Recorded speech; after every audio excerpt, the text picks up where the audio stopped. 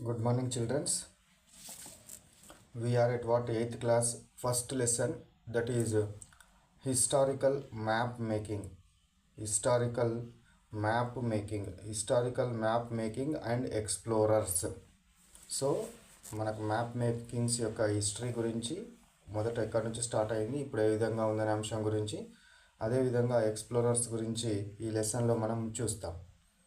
So first question చూడండి, who is known as the father of Dutch cartography? So Dutch cartography, father of Dutch cartography అని ఎవరినంటారు? So జెరార్డస్ మార్కటర్. జెరార్డస్ మార్కటర్ అనే అతన్ని ఏమంటారు? Father of Dutch cartography అంటారు. ఇతను మనకు యూరప్కి సంబంధించిన famous map maker. He is belongs to 16th century. ఇతను మనకు సముద్ర ప్రయాణం అంటే సముద్రం మీద మనం ప్రయాణం చేసేటప్పుడు మనం ఏ దిశ లోపల ప్రయాణించాలి, ఎక్కడికి ఏ విధంగా చేరాలని అనుకున్నట్టయితే దానికి మనకు ఏం కావాలి? మ్యాప్ అవసరమవుతుంది. ఎందుకంటే సముద్రంలోనికి వెళ్ళిన తర్వాత మనకి ఎటు చూసినా వాటరే కనబడతాయి. కాబట్టి మనకు నిర్దిష్ట మార్గం లోపల ప్రయాణించడానికి తప్పనిసరిగా మ్యాప్స్, అదేవిధంగా మనకు దిక్సూచి అవసరమవుతుంది. ఓకేనా? సో అట్లా వాటిని ఉపయోగించుకొని మనం ప్రయాణం చేస్తాం. సో ఈ విధంగా అతి ముఖ్యమైన సముద్ర ప్రయాణానికి అవసరమైన మ్యాప్లని రూపొందించిన వాడు జెరార్డస్ మార్కటర్. కాబట్టే ఇతనికి మనకు ఏం చేయడం, సరి అయిన దిశలను చూపెట్టడం కోసం మంచి పటాలను తయారు చేసింది. కాబట్టి ఇతన్ని ఫాదర్ ఆఫ్ డచ్ కార్టోగ్రఫీ అంటారు. ఏమంటారు? ఫాదర్ ఆఫ్ డచ్ కార్టోగ్రఫీ అంటారు. ఓకేనా? Next go to second question. So second question ఏంది? Which Greek geographer prepared detailed world maps using latitudes and longitudes in the ancient world? పూర్వకాలం లోపల latitudes మరియు లాంగిట్యూడ్స్ని బేస్గా చేసుకొని ఎవరు మనకు మ్యాప్స్ని రూపొందించినారు? వరల్డ్ మ్యాప్స్ని ఎవరు రూపొందించినారంటే టాల్మీ అనే శాస్త్రవేత్త లాటిట్యూడ్స్ మరియు లాంగిట్యూడ్స్ ఎర్త్ అనుకున్నట్టయితే లాటిట్యూడ్స్ మరియు లాంగిట్యూడ్స్ని బేస్గా చేసుకొని vertical lines and horizontal lines. So these are the what latitudes and these are what longitudes. వీటిని బేస్గా చేసుకొని రూపొందించిన శాస్త్రవేత్త ఎవరు? టాల్మీ. రూపొందించిన అతను ఎవరు? అన్షియంట్ జియోగ్రాఫర్ ఎవరు? సో టాల్మీ అనే శాస్త్రవేత్త.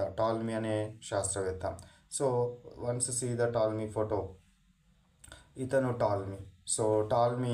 సో ఈ టాల్మీని కనుక మనం తీసుకున్నట్టయితే ఇతను గ్రీక్కు సంబంధించిన సో జియోగ్రాఫర్ గ్రీక్కు సంబంధించిన జియోగ్రాఫర్ అంటే ఏంది? భూగోళ శాస్త్రవేత్త. ఇతను ఏం చేయడం జరిగింది అని అంటే మనకు ఏం చేసినాడు? ఇంతకుముందే చెప్పిన విధంగా లాటిట్యూడ్స్ అండ్ లాంగిట్యూడ్స్ని బేస్గా చేసుకొని సో మరింత ఖచ్చితంగా ప్రపంచ పటాలను తయారు చేయడం జరిగింది. ఇతను ఈ విధంగా తయారు చేసిన ప్రపంచ పటాలతోటి కూడిన గ్రంథము జియోగ్రాఫియా. ఏంటిది? జియోగ్రాఫియా అనేది చాలా అతి ముఖ్యమైన గ్రంథము. జియోగ్రాఫియా అనేది చాలా ప్రసిద్ధి చెందిన గ్రంథము. ఎవరిది? టాల్మీది జియోగ్రాఫియా. గుర్తుపెట్టుకోండి. Next go to third question. What is this third question?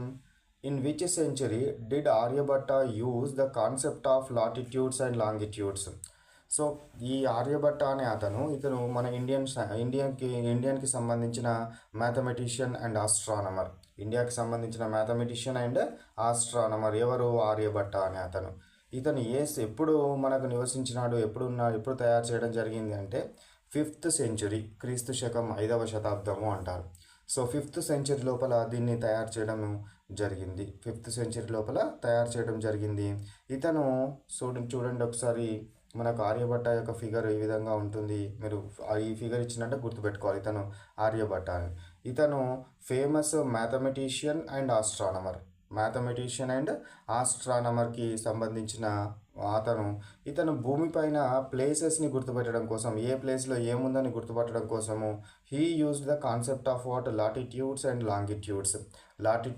లాంగిట్యూడ్స్ని బేస్గా చేసుకొని ఇతను భూమిపైన ఉన్న ఏ ప్లేస్నైనా గుర్తుపట్టడం కోసం సంబంధించిన కాన్సెప్ట్ని మనకు అందించడం జరిగింది. Is the one of the what great mathematician and astronomer of India. Next, come to next question. Who was the first surveyor general appointed by the British in India? అంటే భూమిపైన సర్వే చేయడం కోసము బ్రిటిష్ వారు మొట్టమొదటి ఎవరిని appoint చేయడం జరిగింది అంటే James Rennell. James Rennell is the first surveyor general of India. So James Rennell ఎవరు? First surveyor general of India, appointed by the British. ఇతనికి అప్పచెప్పిన బాధ్యత ఏంది అని అంటే, సో భారతదేశం యొక్క ఇండియా యొక్క ఖచ్చితమైన మ్యాప్ను గీసి అందులోపల ఎక్కడ నదులున్నాయి, ఎక్కడ సముద్రంతో అటాచ్ అయి ఉండడం జరిగింది, ఎక్కడ పర్వత ప్రాంతాలు ఉన్నాయి, ఎక్కడ పీఠభూములు ఉన్నాయి అనే విధంగా మ్యాప్ను తయారు చేయమని ఇచ్చే బాధ్యత ఎవరికి అప్పచెప్పినారు? James Rennell. Is the first surveyor general of India. Next question, come to fifth question. So which Arab map maker prepared a world map for his king in 1154 CE? So ఈ యొక్క ఎవరు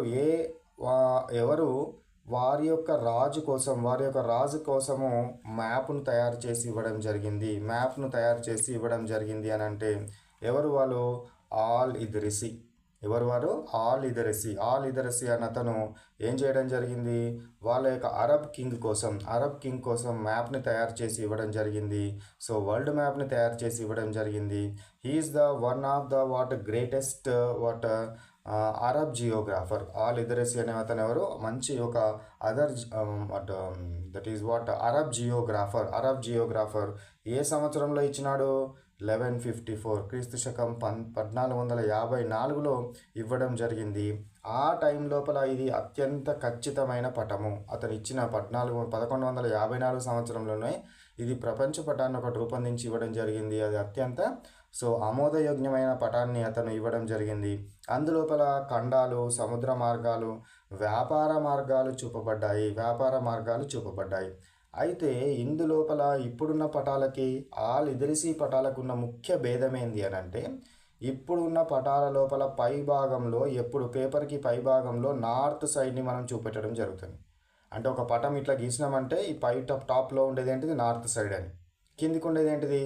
సౌత్ సైడ్. కానీ all ఇద్రిసి పటాల లోపల, maps లోపల south side టాప్లో ఉంటుంది. South side అనేది టాప్లో ఉండడము జరుగుతుందనే విషయాన్ని మనము గుర్తుపెట్టుకోవాలి. Next, come to sixth question. So sixth question ఏంది? Who began the great trigonometrical survey of India in 1802? So 1802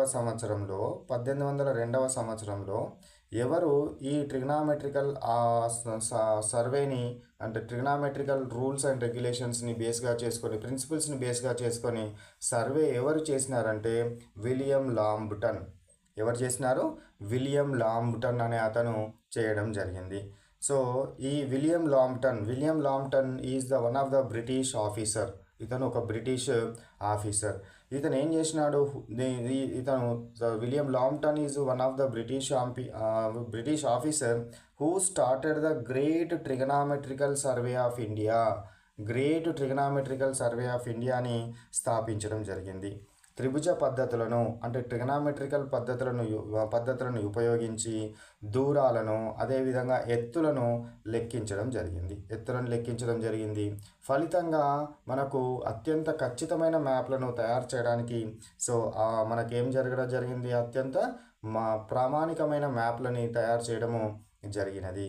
so ఇతను ఎవరెస్ట్ యొక్క ఎత్తును కూడా కనుక్కోవడం జరిగింది. ఎవరెస్ట్ యొక్క ఎత్తును కూడా కనుక్కోవడం జరిగింది. ఎవరు? విలియం లాంబ్టన్ అనే శాస్త్రవేత్త. విలియం లాంబ్టన్ అనే శాస్త్రవేత్త. శాస్త్రవేత్త అనొచ్చు, లేదా మనకు జియోగ్రాఫర్ అని కూడా అనొచ్చు. Next question, which explorer reached India by sailing around Africa? So Africa చుట్టూ తిరిగి ఇండియాకి సముద్ర మార్గాన్ని కనుగొన్నది ఎవరు? వాస్కోడా గామా, లేదా వాస్కోడి గామా అంటారు, వాస్కోడి గామా అని కూడా అనడం జరుగుతుంది. ఇతను మొత్తం ఆఫ్రికాను చుట్టి పోర్చుగీస్ నుంచి ఆఫ్రికాను చుట్టి భారతదేశానికి సముద్ర మార్గాన్ని కనుగొనడం జరిగింది. వ్యాపార నిమిత్తం సముద్ర మార్గాన్ని కనుగొనడం జరిగింది. ఇతను 1498వ సంవత్సరంలో కాలీకట్ ఇండియాలోని కాలీకట్ ప్రాంతానికి చేరుకోవడం జరిగింది. ఫలితంగా సముద్ర మార్గం ద్వారా యూరప్కి మరియు ఇండియాకి మధ్య సముద్ర మార్గాన్ని కనుగొనడం జరిగింది. సో తర్వాత కాలం లోపల ఇది గొప్ప మార్పును తీసుకురావడం జరిగింది వ్యాపార సామ్రాజ్యం లోపల. So this is what concept related to Vasco da Gama. So ఇక్కడ చూడండి, వాస్కోడి గామా యొక్క వాయేజ్ ఏ విధంగా ఉన్నది. సో అతను ఎక్కడి నుంచి? సో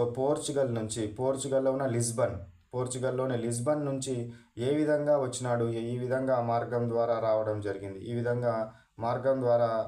జరిగింది. ఇట్లా వచ్చి సో మళ్ళీ ఇక్కడ కాలికట్కి చేరుకున్న తర్వాత మళ్ళీ ఇక్కడ నుంచి ఏమైంది? ఇక్కడ నుంచి రివర్స్ మార్గం లోపల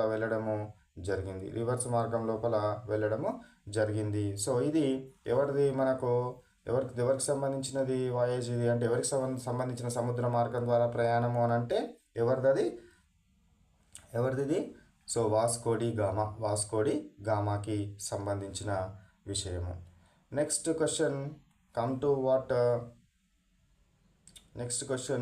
who completed the geographical survey that established Mount Everest as the highest peak?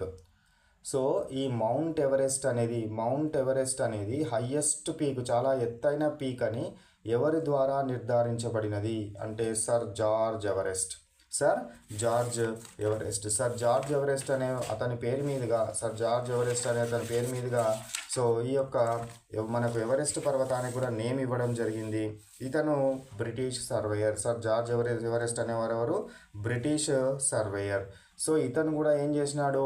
So mathematical అంటే ట్రిగనామెట్రికల్ రూల్స్ అండ్ రెగ్యులేషన్స్ లేదా ప్రిన్సిపల్స్ని బేస్గా చేసుకొని, త్రిభుజ సూత్రాల విషయాలను బేస్గా చేసుకొని ఇతను ఏం చేయడం జరిగింది? ఎవరెస్ట్ యొక్క ఎత్తును కనుక్కోవడం జరిగింది. సో ఇది ఎత్తైన పర్వతంగా నిర్ధారించడం జరిగింది. ఎవరితోటి? సర్ జార్జ్ ఎవరెస్ట్ తోటి. ఓకేనా? అందుకే అతనికి ఆయన పేరు, ఆ పర్వతానికి ఆయన పేరు పెట్టడం జరిగింది. Next come to 9th question. So in ancient India cosmography, what was the name of island where India Bharatavarsha was located? So పూర్వం రూపొందించిన పటాల లోపల మనకు ఈ ప్రాచీన గ్రంథాల లోపల లేదా పూర్వం రూపొందించిన పటాల లోపల మనకు ఏంటిది? Name of the island where India located అంటే జంబూ ద్వీప. ఈ జంబూ ద్వీపం అనేది కూడా మనకు ప్రాచీన గ్రంథాల లోపల దీని యొక్క మనకు ప్రాధాన్యత అగుపించడం జరుగుతుంది. మనకు పురాణాల లోపల శాస్త్రాల లోపల జంబూ ద్వీపం గురించి మనకు వచ్చిన ప్రస్తావన అనేది ఉన్నది. దాన్నే భరతవర్ష అని, మనకి ఇండియాని భరతవర్ష అని అనడం జరుగుతుంది. ఈ భరతవర్ష అనేది జంబూ ద్వీపంలోని ఒక భాగంగా చూపెట్టడం జరిగింది. ఎప్పుడు అది? సో ఏన్షియంట్ ఇండియన్ కాస్మోగ్రఫీ లోపల ఇండియాని భరతవర్ష అంటారు. ఈ భరతవర్ష ఏ ఐలాండ్కి సంబంధించిందంటే జంబూ ద్వీపం అనే ఐలాండ్కి సంబంధించిందనే విషయాన్ని గుర్తుపెట్టుకోవాలి. Next come to 10th question.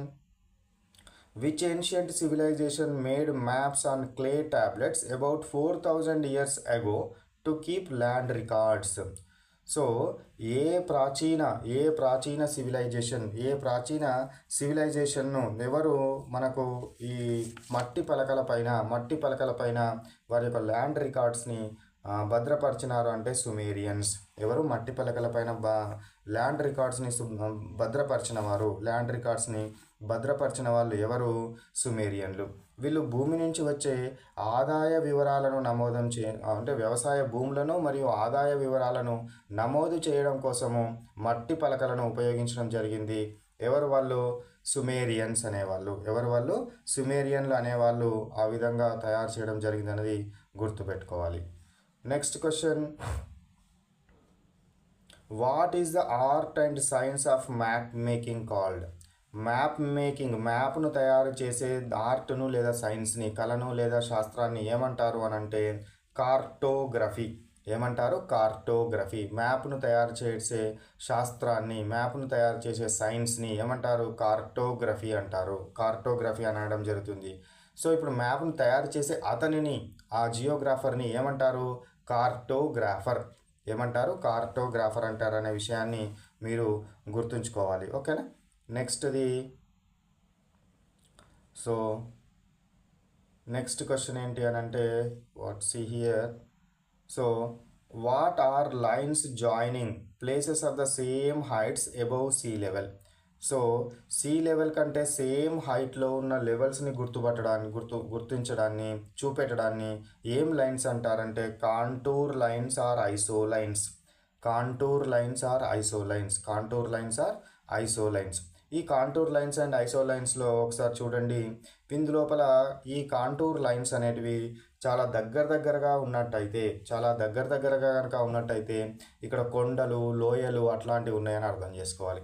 చాలా దగ్గరగా కనుక ఉన్నట్టయితే ఎత్తు పల్లాలు, లోయలు, కొండలు, గుట్టలు అట్లాంటివి ఉన్నవని మనం అర్థం చేసుకోవాలి. ఈ దూరంగా కనుక ఉన్నట్టయితే ప్లేటూస్ ఉన్నాయనేటివి మనము అర్థం చేసుకోవాలి. ఏమర్థం చేసుకోవాలి? ప్లేటూస్ ఉన్నాయనే విషయాన్ని మనము అర్థం చేసుకునే విధంగా మనకు గుర్తుంచుకోవాల్సిన అవసరం ఉంటుంది. ఓకేనా? సో దూరంగా కనుక ఉన్నట్టయితే మనకు అక్కడ ఏముందని అర్థం చేసుకోవాలి? ప్లేటూస్ ఉన్నాయని అర్థం చేసుకోవాలి. దగ్గరగా కనుక ఉన్నట్టయితే ఏమున్నాయని అర్థం చేసుకోవాలి? కొండలు, లోయలు, వాలు ప్రాంతాలు ఉన్నాయనే విషయాన్ని అర్థం చేసుకోవాలి. ఆ లైన్స్ని ఏమంటారు? Contour lines. Next come to 13th question. 13th question ఏంటిది? What is the collection of maps usually arranged by themes called? So అనేక రకాల మ్యాప్లని ఒకే దగ్గర, ఒకే పుస్తకం లోపల లేదా ఒకే దగ్గర చేర్చబడిన ఆ పుస్తకాన్ని ఏమంటారు? అంటే అట్లాస్ అంటారు. ఏమంటారు? అట్లాస్. అట్లాస్ లోపల అనేక రకాల మ్యాప్లు ఉండడం జరుగుతుంది. ఆ మ్యాపుల లోపల వర్షపాతానికి సంబంధించింది, జనాభాకు సంబంధించింది, ఇంకా సాయిల్కి సంబంధించింది, ఇట్లా రకరకాల మ్యాప్లన్నీ ఒక దగ్గర కలెక్టివ్గా కనుక ఉంటే వాటిని ఏమనడం జరుగుతుంది? అన్ని కలెక్టివ్గా ఒకే బుక్లో కనుక ఉంటే that book is called as atlas. ఆ బుక్ని ఏమంటారు? అట్లాస్ అంటారనే విషయాన్ని గుర్తుపెట్టుకోవాలి. Next, what do we call?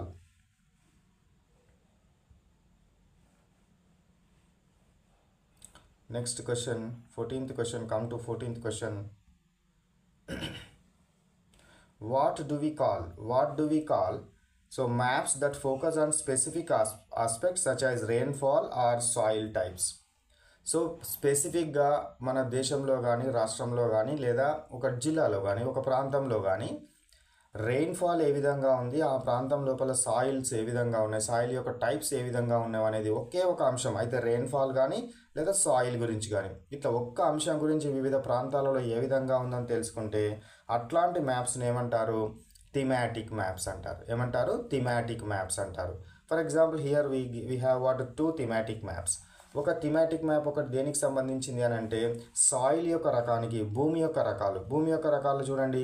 ఈ విధంగా ఉన్న ఈ కలర్ తోటి ఉన్నదంతా రెడ్ సాయిల్, ఈ కలర్ తోటి ఉన్నదంతా బ్లాక్ సాయిల్ అనేది ఆ విధంగా గుర్తించడం జరిగింది. ఈ రెడ్ సాయిల్, బ్లాక్ సాయిల్ అనేది గుర్తించడం జరిగింది. ఇక్కడికి వచ్చేసరికి వర్షపాతం, యాన్యువల్ రెయిన్ఫాల్. వర్షపాతాన్ని కనుక తీసుకున్నట్టయితే ఈ ప్రాంతం లోపల ఈ కలర్ తోటి హయ్యెస్ట్ రెయిన్ఫాల్, ఇది నార్మల్ రెయిన్ఫాల్. ఈ విధంగా ఒకటే అంశం రెయిన్ఫాల్ తీసుకుంటే ఏ డిస్టిక్లో ఏ విధంగా ఉంది, మన తెలంగాణకు సంబంధించింది ఇది, ఏ డిస్టిక్లో ఏ విధంగా ఉందనేది ఈ విధంగా ఒకటే థీమ్ ప్రకారము, ఒకటే అంశం ప్రకారం కనుక రూపొందించబడితే ఇట్లాంటి మ్యాప్స్ని ఏమంటారు? థీమాటిక్ మ్యాప్స్ అంటారు. ఏమంటారు? Thematic maps. Next question. So what is the term for showing the curved earth on a flat paper? Curved earth, భూమి గుండ్రంగా ఉంది కదా, ఈ గుండ్రంగా ఉన్న భూమిని ఫ్లాట్ పేపర్ మీద మనకు గీసేటప్పుడు ఏ టర్మ్ని, ఈ యొక్క కర్వ్ని చూపెట్టడం కోసం ఏ టర్మ్ని మనం యూజ్ చేస్తామంటే ప్రొజెక్షన్ అనే టర్మ్ని మనము యూజ్ చేయడం జరుగుతుంది. ఈ ప్రొజెక్షన్ కనుక మనం తీసుకున్నట్టయితే, ప్రొజెక్షన్ అంటే ఏంటి అసలు అని అంటే, మనం మ్యాప్స్ని రూపొందించేటప్పుడు ఈ కర్వ్డ్ పాత్ని చూపెట్టడం కోసము, కర్వ్డ్ ఏ విధంగా ఉందని చెప్పడం కోసము మీ పేపర్ మీద మ్యాప్ గీసేటప్పుడు ఈ యూజ్ చేసేదాన్ని ఏమంటారు? ప్రొజెక్షన్ అని అనడం జరుగుతుంది. ప్రొజెక్షన్ అంటారు. Next, come to 16th question. 16th question is which specific projection is most commonly used for world maps?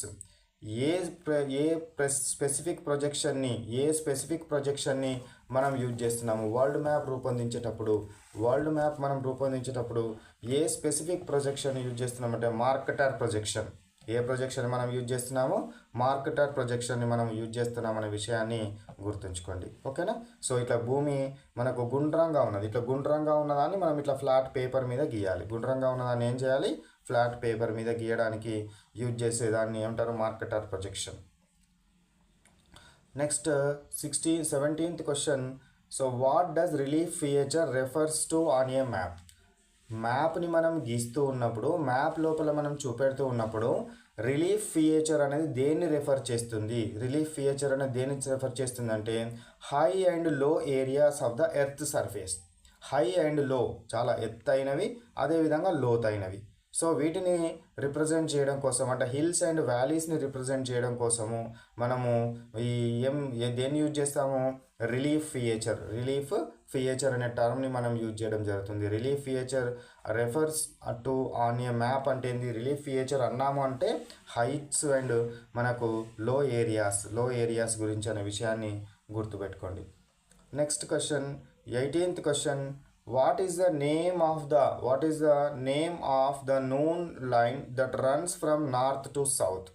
North నుంచి సౌత్ వరకు. నార్త్ అంటే టాప్లో ఉండేది నార్త్, బాటంలో ఉండేది సౌత్. ఎప్పుడైనా సరే టాప్లో ఉండేది నార్త్, బాటంలో ఉండేది సౌత్.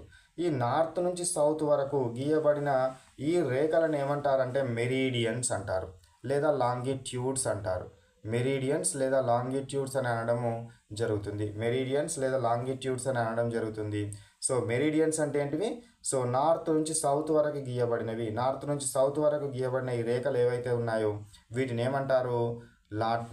లాంగిట్యూడ్స్ అంటారు. లాంగిట్యూడ్స్ అంటారు అనే విషయాన్ని గుర్తుపెట్టుకోండి. ఇందులో నూన్ లైన్ ఏదైతే ఉన్నదో that is called as prime meridian. Prime meridian అని అనడం జరుగుతుంది. Next 19th question. What is population density? How is population density calculated? Population డెన్సిటీని మనం ఏ విధంగా క్యాలిక్యులేట్ చేస్తామంటే population density is equal to total population in a particular area. అంటే ఒక కిలోమీటర్లో కానీ లేదా ఒక ఎంత దూరం లోపల అయితే ఎంతైతే పాపులేషన్ ఉందో ఆ మొత్తం పాపులేషన్ని కౌంట్ చేసి డివైడెడ్ బై ఏరియా. సో ఎంత ఏరియా, ఈ ఏరియా లోపల ఎంత పాపులేషన్ ఉందో ఈ పాపులేషన్ డివైడెడ్ బై ఏరియా కనుక వేస్తే we will get population density.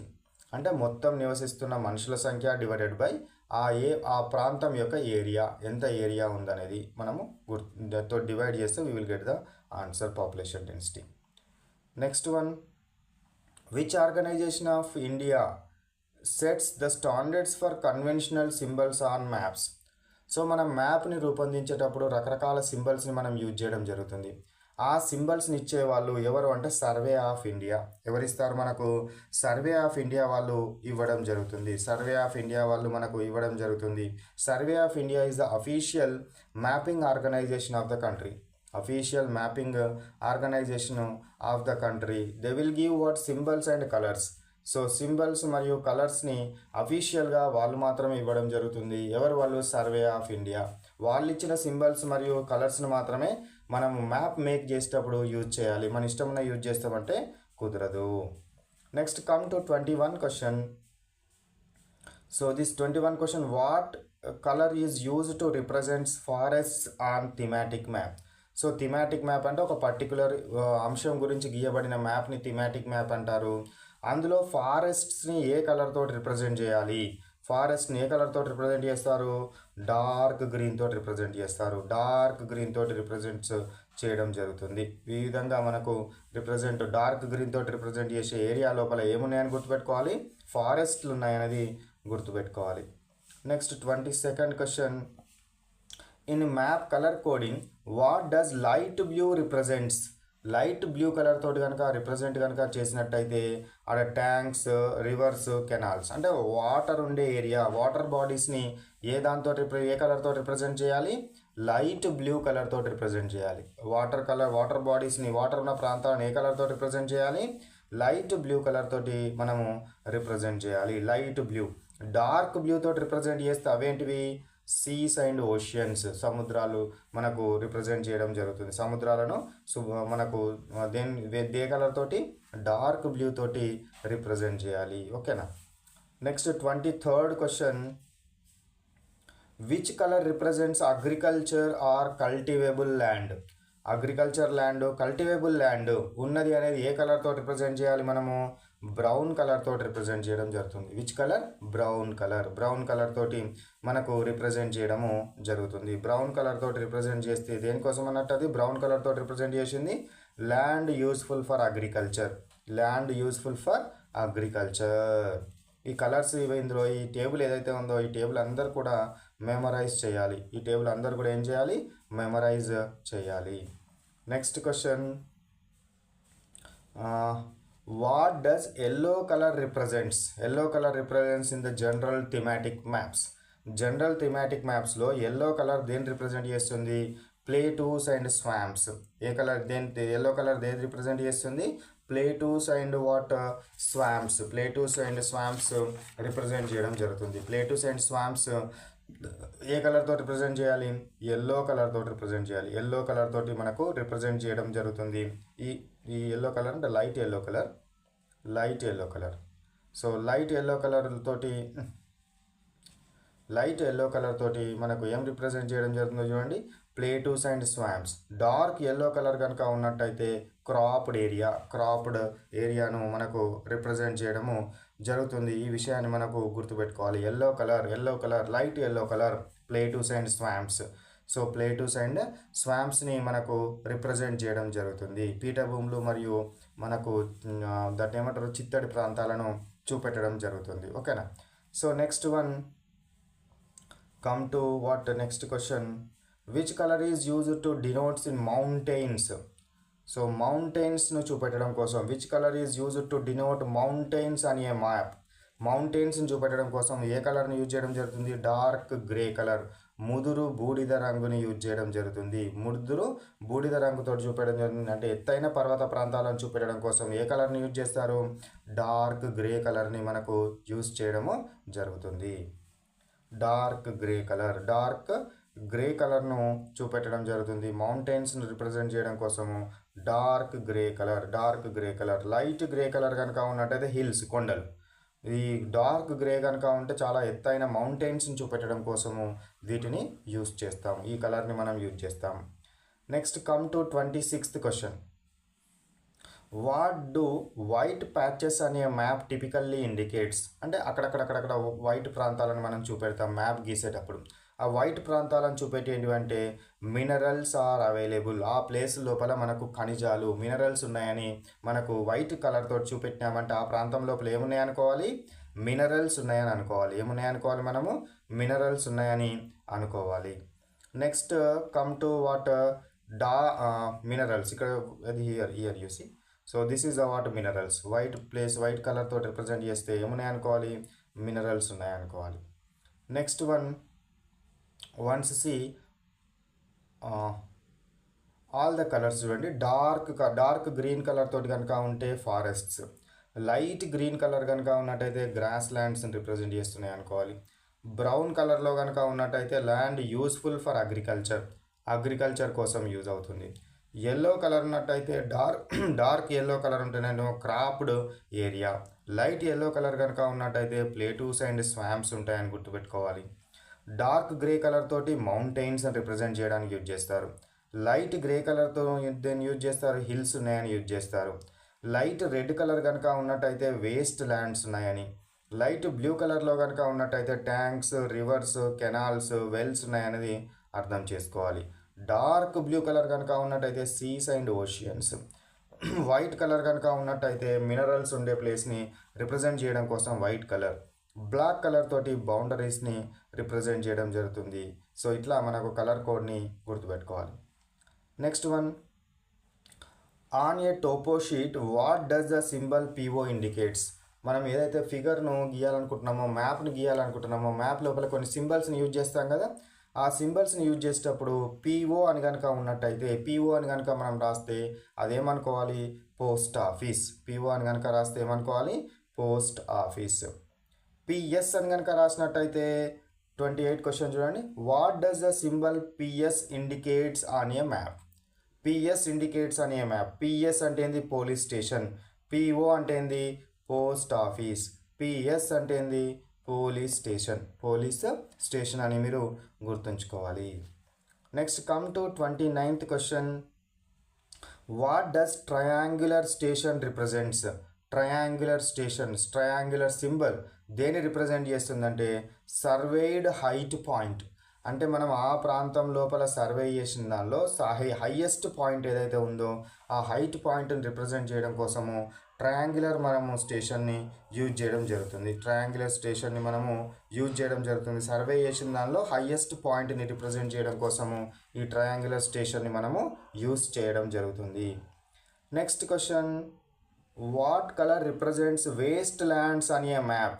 Waste lands, waste ల్యాండ్స్ని ఏ కలర్ తోటి రిప్రజెంట్ చేస్తాము, light red colour, light red colour. Next question 31 question, what technique involves taking photographs of the ground from an elevated position like helicopter. Helicopter నుంచి ఎక్కువ ప్రాంతాన్ని cover చేయడం కోసం తీసుకున్న ఫోటోగ్రాఫ్ని ఏమంటారు, ఏరియల్ ఫోటోగ్రఫీ. ఏమంటారు, ఏరియల్ ఫోటోగ్రఫీ. ద ప్రాసెస్ని ఏరియల్ ఫోటోగ్రఫీ అంటారు. తీసుకున్న ఫోటోను ఏరియల్ ఫోటోగ్రాఫ్, ఏరియల్ ఫోటోగ్రాఫ్ అని అనడం జరుగుతుంది. Next question, next see, what are photographs of the earth taken by artificial satellites. కృత్రిమ ఉపగ్రహాలు ఆర్టిఫిషియల్ శాటిలైట్స్ నుంచి తీసిన ఫోటోని ఏమంటారు అంటే satellite photo or satellite image. Satellite imagery అని ఇచ్చినాడు, శాటిలైట్ ఇమేజ్ అని కూడా అనడం జరుగుతుంది. శాటిలైట్ ఇమేజ్ ఎక్కడి నుంచి తీసుకుంటే శాటిలైట్ ఇమేజ్ అనాలి, సో మనకు ఆర్టిఫిషియల్ శాటిలైట్ నుంచి, చూడండి ఇది ఆర్టిఫిషియల్ శాటిలైట్ నుంచి తీసుకున్న photo. This is present in our book, మన టెక్స్ట్ బుక్లో ఉన్నది. సో ఇది artificial photograph showing world map, వరల్డ్కి సంబంధించిన ఆర్టిఫిషియల్ ఫోటోగ్రఫీ. బ్లూ కలర్దంతా వాటర్, ఈ కలర్దంతా ఎర్త్.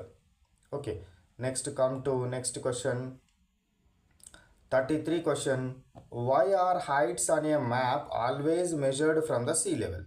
సో సీ లెవెల్ నుంచి మాత్రమే ఈ యొక్క భూమి పైనుంచి ఎత్తును ఎందుకు కొలవడం జరుగుతుందంటే భూమిపైన కొండలు, లోయలు, పీఠభూములు అట్లాంటివన్నీ ఉన్నాయి.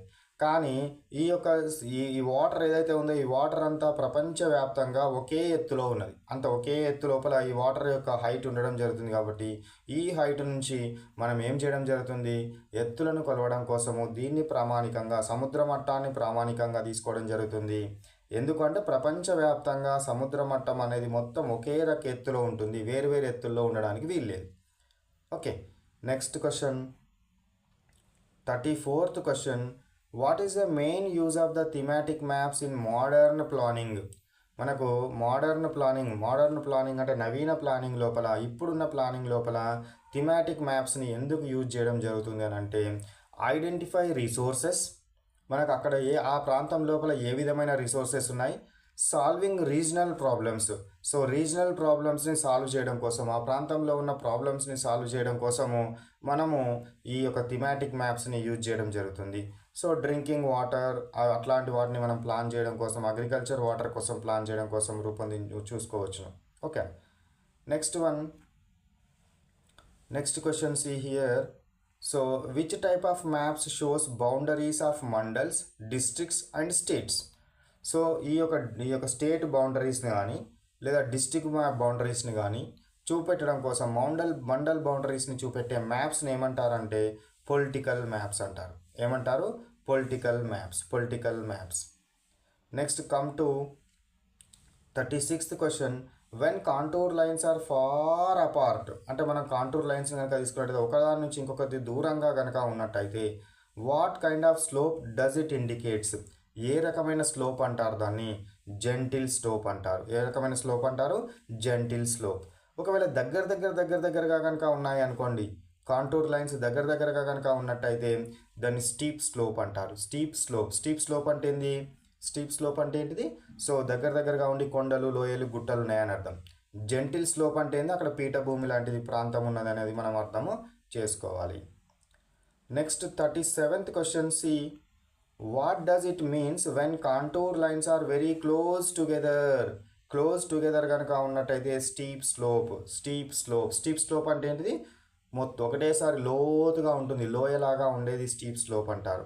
హైట్స్ అండ్ చాలా ఎత్తు ప్రాంతాలలో అదేవిధంగా లోయలు ఉంటే స్టీప్ స్లోప్స్తో చూపెడతాం.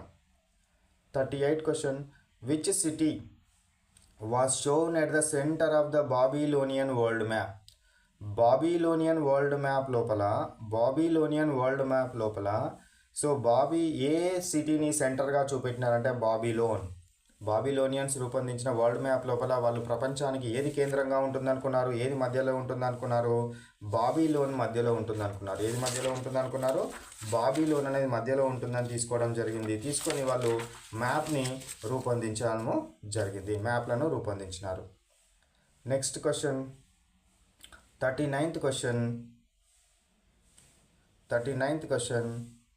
in the map by all literacy which direction was shown at the top?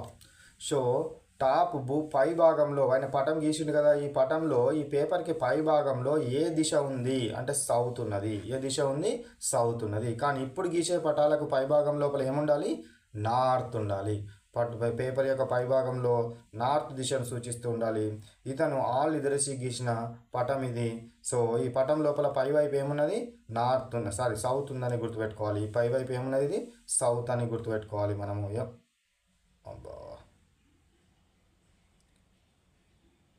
Okay, ఈ పై వైపు ఏమున్నదని గుర్తుపెట్టుకోవాలి? సౌత్ ఉందని మనం అర్థం చేసుకోవాలి. ఓకేనా? Next question 40 question. See here. So what is this 40 question? According to Bible based maps, బైబిల్కి సంబంధించిన మ్యాప్స్ లోపల of the medieval period, so మధ్యయుగ కాలానికి సంబంధించి which city was the centre of the world? So ఈ బైబిల్ బేస్డ్ మ్యాప్స్ ఎవరైతే రూపొందించినారో, so మధ్యయుగానికి సంబంధించిన వాళ్ళు, అందులో ఏ సిటీని వాళ్ళు మధ్యలో ఉందనుకున్నారు, సెంటర్గా ఉందనుకున్నారు అంటే జెరూసలేంని సెంటర్గా ఉందనుకొని మధ్యయుగ కాలం లోపల అనేక పటాలు మతపరమైన విశ్వాసాల ఆధారంగా రూపొందించబడ్డాయి. ఆ రూపొందించబడ్డప్పుడు మధ్యయుగ కాలం లోపల సెంటర్ను, వరల్డ్కి సెంటర్గా దేన్ని భావించినారు? జెరూసలేం ఉంటుందని భావించినారు. Next question 41 question, which state in India had the highest population density in 2011? Highest population density A state ఉందని అనుకున్నారు అంటే బీహార్ స్టేట్. ఏ స్టేట్ ఉంది? బీహార్ స్టేట్ లోపల హైయెస్ట్ పాపులేషన్ ఉన్నది ఎంత? 1102 per square kilometer. 1 square kilometer అంటే 1 కిలోమీటర్ పొడవు, 1 కిలోమీటర్ వెడల్పు. ఈ ప్రాంతం లోపల 1 కిలోమీటర్ పొడవు, 1 కిలోమీటర్ వెడల్పు ఈ ప్రాంతం లోపల ఎంతమంది జీవిస్తున్నారు? 1102 మంది జీవిస్తున్నారు. 1102. సో బీహార్ ఎక్కడుందంటే గుర్తుపట్టగలగాలి మ్యాప్ లోపల. This is the what Bihar. ఇది ఏంటిది? మన తెలంగాణ. ఇది పక్క స్టేట్ ఆంధ్రప్రదేశ్. ఇట్లా అన్ని స్టేట్స్ అన్ని గుర్తుపట్టాలి. Next 42nd question, what was the population density of Telangana according to 2011 census? So మనకు ఈ యొక్క పాపులేషన్ని కౌంట్ చేయడం కోసము సెన్సెస్ చేయడం జరుగుతుంది. 2011లో సెన్సెస్ చేసినప్పుడు తెలంగాణ లోపల 307 మెంబర్స్ పర్ స్క్వేర్ కిలోమీటర్, 307 మంది ఉన్నారు. ఈ మ్యాప్లో తెలంగాణ చెప్పండి ఎక్కడుందో? This is what Telangana. Next question 43 question, which state had the lowest population density? ఎక్కడ ఉంది? అరుణాచల్ ప్రదేశ్ లోపల లోయెస్ట్ పాపులేషన్ డెన్సిటీ ఉంటుంది. ఎందుకు తక్కువ పాపులేషన్ డెన్సిటీ, ఎందుకు చాలా తక్కువ ఈ విధంగా పాపులేషన్ డెన్సిటీ ఎందుకు తక్కువ ఉంది అని అంటే ఈ ప్రాంతం లోపల అన్ని కొండలు లోయలు గుట్టలే ఉంటాయి కాబట్టి తక్కువ ఉంటుంది. ఓకేనా. Next one 44th question. Who was the Greek king who reached India 2300 years 2300 years ago used maps for conquest. So అతను భూమి మీద ఉన్న వివిధ ప్రాంతాలను జయించడానికి ఏమి యూజ్ చేసినాడు, మ్యాప్స్ని యూజ్ చేసి వచ్చిన ఎవరు Greek king, great Greek king ఎవరు అంటే అలెగ్జాండర్. ఎవరు అతను? అలెగ్జాండర్ అతను వివిధ దేశాలన్నింటినీ జయించుకుంటూ రావడం జరిగింది. Next question. Which European country emerged as maritime power. సముద్రం పైన పవరు, మ్యారీటైమ్ పవర్ అనేది సముద్ర వాణిజ్యం పైన, సముద్రం మీద ఎక్కువగా పట్టు ఉన్న కంట్రీగా ఏది అంటే హోలాండ్. ఏంటిది? హోలాండ్ అనేది ప్రపంచ పటాల తయారీ లోపల ప్రముఖ దేశము. సముద్ర వాణిజ్యాలకు చేయడం కోసము ఖచ్చితమైన పటాలను రూపొందించి ఇచ్చిన దేశం ఏది మనకు? హాలాండ్ అనేది గుర్తుపెట్టుకోవాలి, Holland. 46th question. What was the main purpose of Sumerian maps. Sumerian maps ఏం చేసినారు? క్లే టాబ్లెట్స్ మీద వాళ్ళు పటాలు గీయడం జరిగింది. వాటిని దేనికోసం గీసినారు? To keep accounts of income from temple lands. So temple lands నుంచి వచ్చే ఇన్కమ్ను ఎంత వచ్చింది అనే దాని గురించి నిర్ధారించడం గురించి, గుర్తుపెట్టుకోవడం గురించి వాళ్ళు ట్యాబ్స్ని యూజ్ చేయడం జరిగింది. నెక్స్ట్ క్లే ట్యాబ్స్ అంటారు. What did Babylonians call the salt water of oceans surrounding their world disc. వాళ్ళ చుట్టూ ఉన్న సముద్రపు నీటిని వాళ్ళు ఏమన్నారు? బిట్టర్ రివర్ అన్నారు. సముద్రపు నీటిని ఏమన్నారు? Bitter river. Babylonians salt water, సముద్రపు నీరు అంటే ఉప్పుగా ఉంటుంది, కానీ వాళ్ళు ఏమన్నారు? దాన్ని బిట్టర్ రివర్ అనే పదాన్ని ఉపయోగించడం జరిగింది. Next question come to 48th question. In which century was the atlas by Sadiq Isfahani prepared in Jaunpur. So Jaunpur లోపల సాదిక్ ఇస్ఫహానీ అతను రూపొందించిన ఏ సెంచరీ లోపల రూపొందించడం జరిగింది? ఏ సెంచరీ లోపల రూపొందించినారు సాదిక్ ఇస్ఫహానీ? 17th సెంచరీ, 17వ శతాబ్దం లోపల రూపొందించడం జరిగింది. భారతదేశం లోపల జాన్పూర్లో ఇది రూపొందించడం జరిగింది. ఇందులోపల అనేక మనకు భౌగోళిక వివరాలను సూచిస్తూ దీనికి ఉపయోగించడం జరిగింది. కాబట్టి ఈ అట్లాస్ 17th సెంచరీ నుండి చాలా ప్రసిద్ధి చెందడం జరిగింది. Next one 49th question. What were the 3 continents shown on early Greek maps. So ఈ 3 కాంటినెంట్స్ ఏంటివి? ఎర్లీ గ్రీక్ మ్యాప్స్, గ్రీకులు గీసిన మ్యాప్స్ లోపల 3 కాంటినెంట్స్. ఆ 3 కాంటినెంట్స్ ఏంటివి అనేది చూడండి. యూరప్, లిబియా, ఇప్పటి ఆఫ్రికా అండ్ ఆసియా. సో ఈ 3 కాంటినెంట్స్ని వాళ్ళు ప్రముఖంగా చూపెడుతూ మ్యాప్స్ని తయారు చేయడము జరిగింది. ఓకేనా, early Greeks. Next one 50 question. What is an isopleth map. Isopleth map అంటే సమాన విలువలని రేఖలతో చూపించే మ్యాప్లను ఏమంటారు? ఐసోప్లీత్ మ్యాప్స్ అంటారు. Like contour lines. A map that uses patterns or lines to show the intensity of particular feature. So సమాన విలువలున్న ప్రాంతాలను రేఖలను కలుపుతూ గీయబడిన వీటిని ఏమంటారు? మనకు ఐసోప్లీత్ మ్యాప్స్ అంటారు. ఇది కాంటూర్ పటాల మాదిరిగానే ఉంటుంది, కానీ సమాచారం మాత్రం వేరే సమాచారాన్ని ఇవ్వడము జరుగుతుంది. కాబట్టి ఇవి విశ్లేషణ కోసం మనకు ఈ ఐసోప్లీత్ మ్యాప్లు అనేది యూజ్ అవ్వడము జరుగుతుంది. So this is the what about the 50th question. Now let we stop.